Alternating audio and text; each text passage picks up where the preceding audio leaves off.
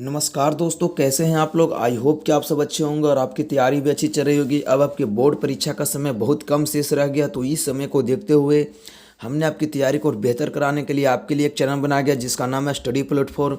तो अगर अपनी तैयारी को बेहतर करना चाहते हैं तो हमारे इस चैनल को सब्सक्राइब करके इस चैनल से जुड़ जाइए। तो चलिए दोस्तों, आज के इस वीडियो में हम लोग पढ़ने वाले हिंदी के कुछ महत्वपूर्ण ऑब्जेक्टिव प्रश्नों को जो आपकी एग्जाम की दृष्टि से काफ़ी इंपॉर्टेंट है। तो वीडियो को बिना स्किप किए वीडियो को लास्ट से देखिएगा और अगर वीडियो पसंद आता तो वीडियो को लाइक कर दीजिएगा। तो चलिए, हमारा सबसे पहला प्रश्न है कि श्रम विभाजन और जाति प्रथा के लेखक कौन है। तो श्रम विभाजन और जाति प्रथा के लेखक कौन है।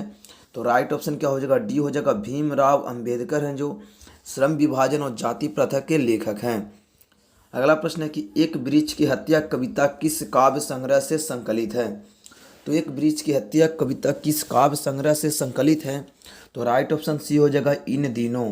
क्या हो जाएगा, इन दिनों। तो चलिए, हमारा अगला प्रश्न है कि गरीब बस्तियों में क्या हुआ। तो गरीब बस्तियों में क्या हुआ था। तो राइट ऑप्शन सी हो जाएगा, धमाके से देवी जागरण। तो चलिए, हमारा अगला प्रश्न है कि सृष्टि की विकास थमा का प्रथमाक्षर क्या है। तो सृष्टि की विकास थमा का प्रथमाक्षर क्या है। तो राइट ऑप्शन सी हो जाएगा, विफलता पर छलके आंसू। क्या हो जाएगा, विफलता पर छलके आंसू। तो चलिए, हमारा अगला प्रश्न है कि लौट कर आऊँगा फिर कविता किस कवि द्वारा भावांतरित की गई है। तो लौट कर आऊँगा फिर कविता किस कवि द्वारा भावांतरित की गई है।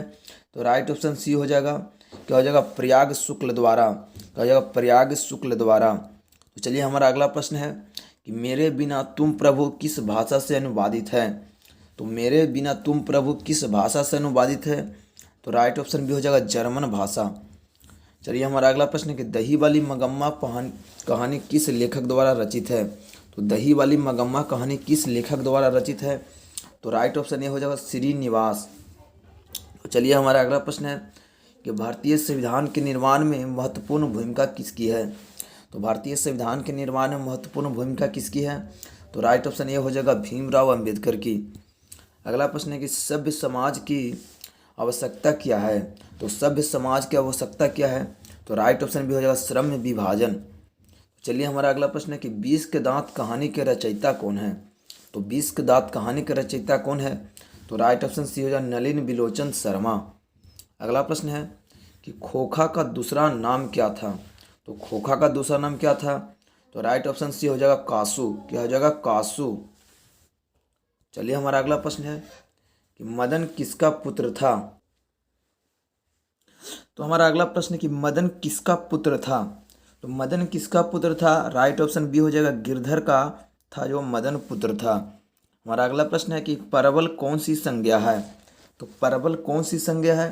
तो राइट ऑप्शन सी हो जाएगा, जातिवाचक संज्ञा है परवल। अगला प्रश्न है कि कुर्ता कौन सी संज्ञा है। तो कुर्ता कौन सी संज्ञा है। राइट ऑप्शन सी हो जाएगा, भाववाचक। क्या हो जाएगा, क्रूरता कौन सी संज्ञा है। तो भाववाचक हो जाएगा। अगला प्रश्न है कि तोषक कौन सी संज्ञा है। तो तोषक कौन सी संज्ञा हो जाएगा। ऑप्शन डी सही हो जाएगा, जातिवाचक संज्ञा है तोषक। अगला प्रश्न है कि झुंड कौन सी संज्ञा है। तो झुंड कौन सी संज्ञा है। राइट ऑप्शन ये हो जाएगा, समूहवाचक। अगला प्रश्न है कि गंगा कौन सी संज्ञा है। तो गंगा कौन सी संज्ञा है। तो राइट ऑप्शन सी हो जाएगा, व्यक्तिवाचक संज्ञा है गंगा। अगला प्रश्न है कि जमशेदपुर कौन सी संज्ञा है। तो जमशेदपुर कौन सी संज्ञा हो जाएगा। राइट ऑप्शन बी हो जाएगा, व्यक्तिवाचक संज्ञा हो जाएगा जमशेदपुर। अगला प्रश्न है कि यथासंभव में कौन सा समास है। तो यथासंभव में कौन सा समास है। राइट ऑप्शन ये हो जाएगा, अव्ययी भाव समास। अगला प्रश्न है कि पराधीन में कौन सा समास है। तो पराधीन में कौन सा समास है। तो राइट ऑप्शन डी हो जाएगा, तत्पुरुष समास। अगला प्रश्न है कि पतझड़ में कौन सा समास है। तो पतझड़ में कौन सा समास है। तो राइट ऑप्शन डी हो जाएगा, तत्पुरुष समास। अगला प्रश्न है कि चरित्र चित्रण निम्नलिखित में से कौन सा समास है। तो चरित्र चित्रण कौन सा समास हो जाएगा। तो राइट ऑप्शन हो जाएगा, ऑप्शन ए, द्वंद्व समास है। क्या हो जाएगा, द्वंद्व समास। अगला प्रश्न है कि काल के कितने भेद हैं। तो काल के कितने भेद हैं। तो राइट ऑप्शन सी हो जाएगा, 3 भेद हैं। तो चलिए, हमारा अगला प्रश्न है कि वर्तमान काल के कितने भेद हैं। तो वर्तमान काल के कितने भेद हैं। तो राइट ऑप्शन डी हो जाएगा, 5 भेद हैं। चलिए, हमारा अगला प्रश्न है कि भविष्य काल में कितने भेद होते हैं। तो भविष्य काल के कितने भेद होते हैं। तो राइट ऑप्शन सी हो जाएगा, 3 भेद होते हैं। चलिए हमारा अगला प्रश्न है कि निम्नलिखित शब्दों में कौन सा शब्द तद्भव है। तो निम्नलिखित शब्दों में कौन सा शब्द तद्भव है, तो राइट ऑप्शन डी हो जाएगा पलंग। चलिए हमारा अगला प्रश्न है कि निम्नलिखित शब्दों में कौन सा शब्द तत्सम है। तो कौन सा शब्द तत्सम है, तो राइट ऑप्शन हो जाएगा कर्पूर। क्या हो जाएगा, कर्पूर। तो आशा करता हूँ दोस्तों कि इन सारे प्रश्नों को याद कर लिए होंगे। अगर वीडियो पसंद है तो वीडियो को लाइक कर दीजिए, चैनल को अभी तक सब्सक्राइब नहीं किया तो चैनल को सब्सक्राइब कर लीजिए।